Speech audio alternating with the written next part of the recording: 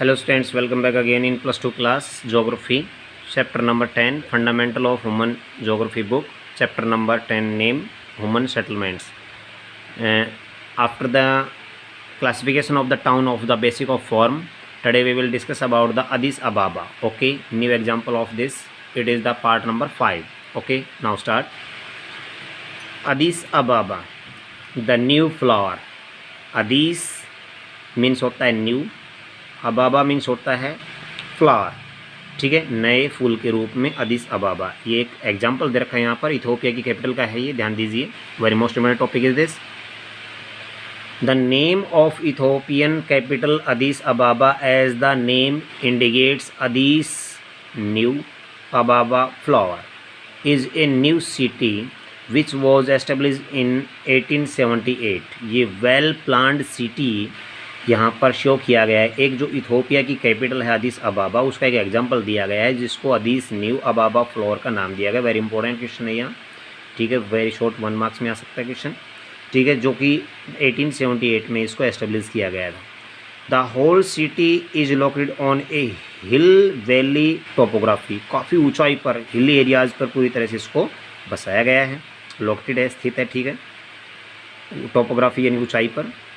The road pattern bears the influence, आगे हम चलेंगे उसमें पढ़ेंगे, लेकिन एक बार आप देख सकते हैं अदिस अबाबा का यहाँ पर एक एग्जांपल है, मॉर्फोलॉजी ऑफ अदिस अबाबा, ठीक है। उसके बाद में स्काईलाइन ऑफ द अदिस अबाबा, किस तरह से वहाँ की जो बिल्डिंग है जो कि आसमान को छूती हुई है, ठीक है। On page number next 98 back side में पढ़ा था हमने कि the road pattern bears the influence of the local topography, ठीक है। इट मीन्स आप समझ रहे हैं कि वहाँ का जो लोकल एरिया है उसके आसपास का, उसके भी वहाँ पर ऊंचाइयों के साथ साथ उसके रोड को बड़े तरीके से बनाया गया है, वेल प्लान बनाया गया है, ठीक है। The roads radiant from the government headquarters Piazza, Arat and Amist kilo roundabouts. ये ध्यान दीजिए कि उसके कैनबरा के आसपास के जितने भी रोड है वो पूरी तरह से मेन गवर्नमेंट के हेडक्वार्टर्स को जोड़ते हुए, जिसमें प्याजा है, अरात है, अमिस्ट है, केलो, राउंड बॉट्स है, इन सभी को बहुत तरीके से उनको जोड़ करके बनाया गया है। Mercato has the markets which grew with time and it's the supposed to be the largest market between Cairo and the Johannesburg. Johannesburg और कैरो दो बड़े बड़े सिटीज़ शहर हैं वहाँ के, उसके आसपास के कैनबरा के अंदर, इथोपिया की बात कर रहे हैं यहाँ पर, इथोपिया की कैपिटल के पास। तो उसमें वहाँ जो मार्केट है उनको बहुत तरीके से उनका मार्केटिंग किया गया है। कहने का मतलब उसके पास जो मार्केटो है वो मार्केट है वहाँ का, तो काफ़ी बड़ा एरिया है, और उसमें लार्जेस्ट मार्केट जो है वो है कैरो और जोहान्सबर्ग के बीच में। काफ़ी बड़े तरीके से वहाँ पर मार्केटिंग का काम भी यानी कि एडजस्ट किया गया। ये मल्टी फैकल्टी यूनिवर्सिटी, अब उसके अंदर क्या क्या है, जो मेन फैसिलिटी इंपॉर्टेंस जो है वहाँ की, जो ठीक है अचीवमेंट्स है वहाँ की जो बताई गई है। मल्टी फैकल्टी यूनिवर्सिटी है, ए मेडिकल कॉलेज वहाँ पर है, a number of good schools make Addis Ababa an education centre, और वहाँ पर बहुत से अच्छे अच्छे स्कूल है जो कि पूरी तरह से अदिस अबाबा को एक एजुकेशन सेंटर का भी नाम दिलाते हैं, यानी कल्चरल टाउन के रूप में उसको माना जाता है। It is also the terminal station for the Djibouti Addis Ababa rail route. ये Djibouti Addis Ababa rail route है, उसका सबसे बड़ा एक टर्मिनल पॉइंट भी है। टर्मिनल मतलब वहाँ पर जो ट्रेन है उसका जो स्टेशन बना हुआ है, टर्मिनल पॉइंट है, ठीक है। तो ये वहाँ पर उसका बहुत बड़ा एक एरिया है कि जो टर्मिनल पॉइंट भी वहाँ पर स्टेशन है बहुत बड़ा, ठीक है।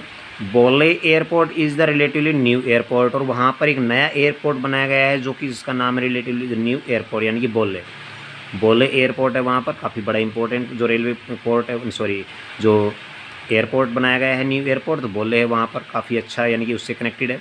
The city has witnessed rapid growth, और जो शहर है काफ़ी दिन पर दिन आगे यानी कि बढ़ता हुआ, आगे अपने यानी कि प्रोग्रेस पर बढ़ता हुआ है, because of its multi function nature, क्योंकि इसकी जो मल्टी फंक्शन नेचर है, वहाँ का जो रूपरेखा है, उसका जो बनावट है, उसकी जो प्रकृति है, and being a large nodal centre located in the centre of Ethiopia, और इथोपिया के बीच में जो सेंटर पार्ट एरिया हो गया, इसलिए काफ़ी बहुत बड़ा एक नोडल सेंटर है। नोडल सेंटर ये होता है कि मुख्य यानी कि केंद्र बिंदु उसको माना जाता है। तो ये इथोपिया की कैपिटल अदिस अबाबा का एग्जांपल दिया गया है, जो कि वेल प्लान सिटीज़ के रूप में यहाँ पर शो किया गया है। अब कैनबरा की बात करते हैं, जो ऑस्ट्रेलिया की कैपिटल कैनबरा है, ठीक है। ऑस्ट्रेलिया कैपिटल बता रहा हूँ मैं आपको। Canberra was planned as the capital of Australia. Okay, underline कर लेना, ये वेरी इंपॉर्टेंट क्वेश्चन है, कई बार ये कैपिटल के नाम से भी पूछा जाता है, ठीक है। और इन 1912 by the American landscape architect, और ये अमेरिकन के लोग जितने भी थे मोस्टली वहाँ पर जब पहुँचे थे तो उन्होंने सबसे पहले कैनबरा सिटी की वहाँ पर यानी कि स्थापना की थी, वहाँ पर उसको बनाया था। वाल्टर ब्रूयले ग्रिफिन बनाने वाला कौन था, उसकी रूपरेखा को तैयार करने वाला कौन था, अमेरिकन जो आर्किटेक्ट था, नाम था उसका वाल्टर ब्रूयले ग्रिफिन, ठीक है। उसने 1912 में कैनबरा जो ऑस्ट्रेलिया की कैपिटल है उसको वेल प्लान्ड सिटी का यानी कि रूपरेखा दी थी उसको, ठीक है। कौन था वो, Walter Burley Griffin. Very important question is this. He had envisaged at the garden city for about 25,000 people taking into account of the natural features of the landscape।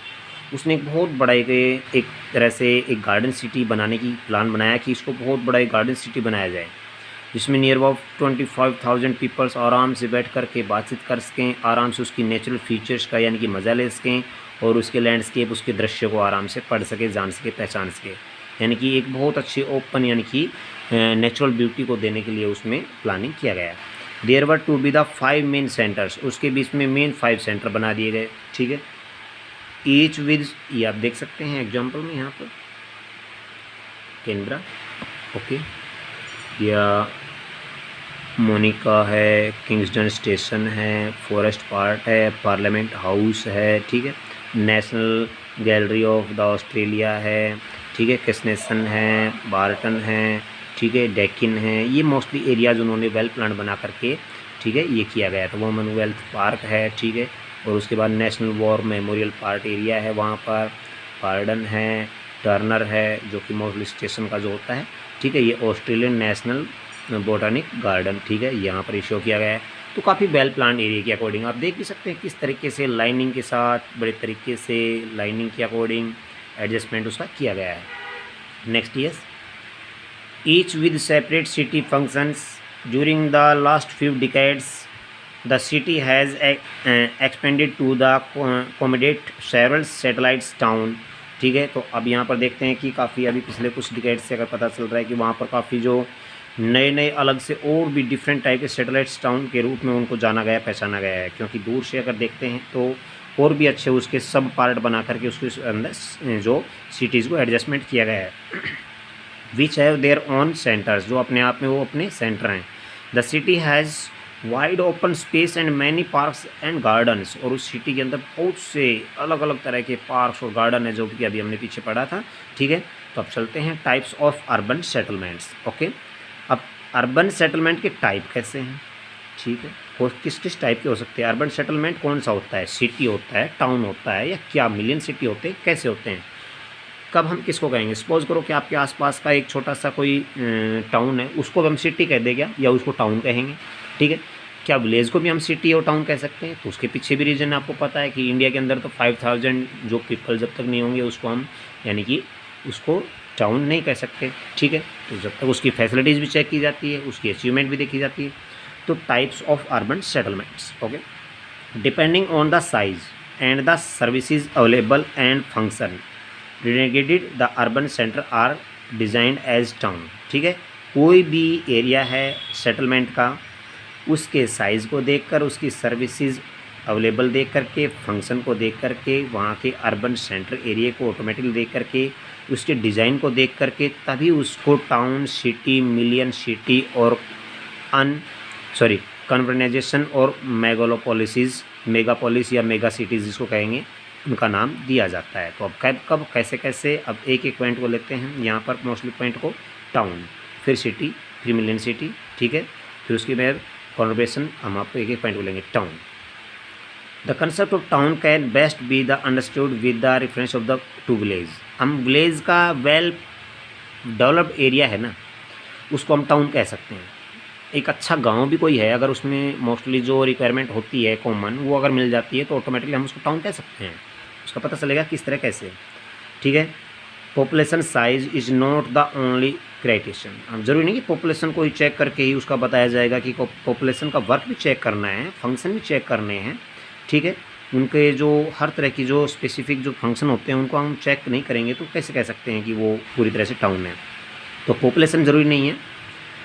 Functional contrast between town and village may not always be the clear cut. ये भी ज़रूरी नहीं है कि function कोई भी काम है उस गांव का या उस जगह का वो टाउन और विलेज को पूरी तरह से अलग और क्लियर कट कर देते हैं।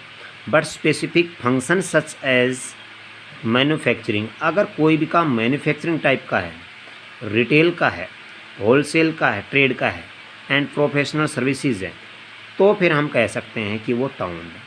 क्योंकि टाउन के अंदर मोस्टली जो यानी कि जो रिक्वायरमेंट होती है, होलसेल वर्क हो, ट्रेड हो, मैन्युफैक्चरिंग हो, ठीक है, सर्विसेज का प्रोफेशनल वर्क हो, तो अब हम उसको टाउन कहेंगे।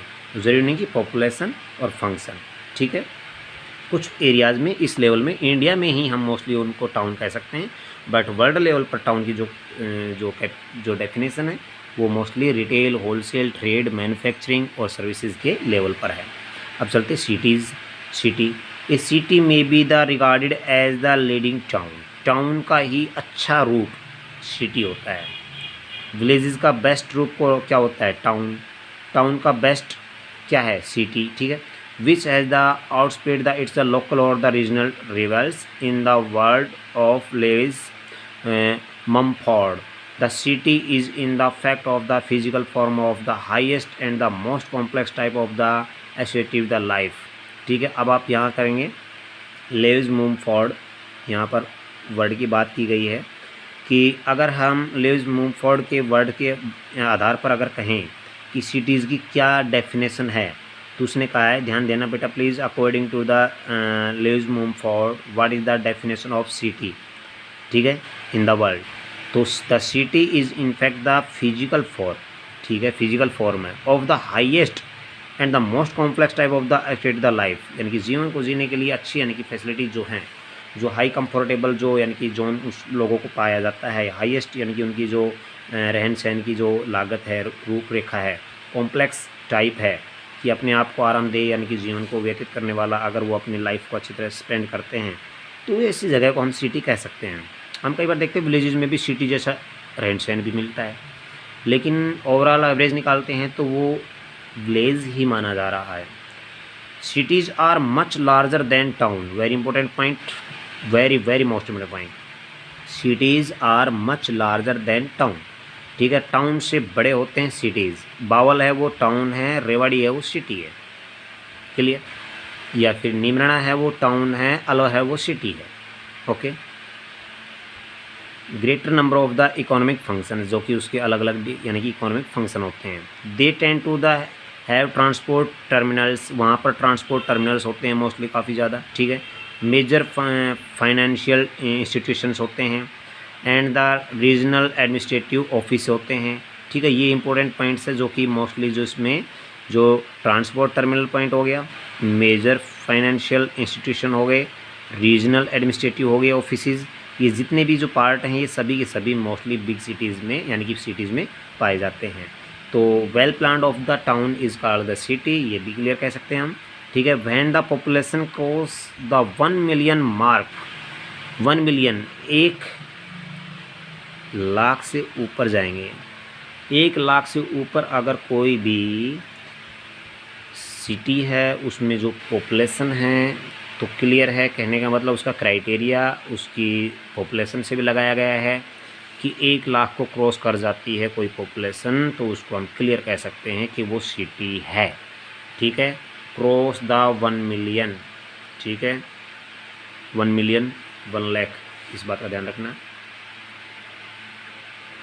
कॉन्वर्सेशन, ठीक है। अब कॉन्वर्सेशन कौन से होते हैं, the term the conversation was the coined by the Patrick Jadis, यहाँ ध्यान दीजिए, ये पैट्रिक जेडिस ने 1915 में इस वर्ड को यूज़ किया, applied for a large area of the urban development, काफ़ी बड़े यानी कि अर्बन डेवलपमेंट एरिया को नाम दिया, that resulted from the margin of the originally separate town और सिटीज़, जो कि टाउन और सिटीज़ को, टाउन का या सिटीज़ को पूरी तरह से अलग करने वाला है, यानी कि अपने आप में एक ऐसा एक शहर, एक सिटी जो अपने आप में अपने नेम के नाम से पूरी दुनिया में फेमस हो, हर तरह से अपनी यानी कि जो फैसिलिटीज़ के according. Greater London, Manchester, Chicago, Tokyo, these are the example of the contribution. Can you find out an example from India? Delhi, हम दिल्ली कहेंगे, ठीक है। दिल्ली है, मुंबई है, कोलकाता है, चेन्नई है, हम कह सकते हैं इसके एग्जाम्पल। यहाँ पर क्वेश्चन दे रखा है यहाँ पर, ठीक है, हम कह सकते हैं। मिलियन सिटी, मिलियन सिटीज़ कौन से होते हैं, ठीक है। मिलियन सिटी को मिलियन सिटी का नाम दिया गया, ध्यान देना।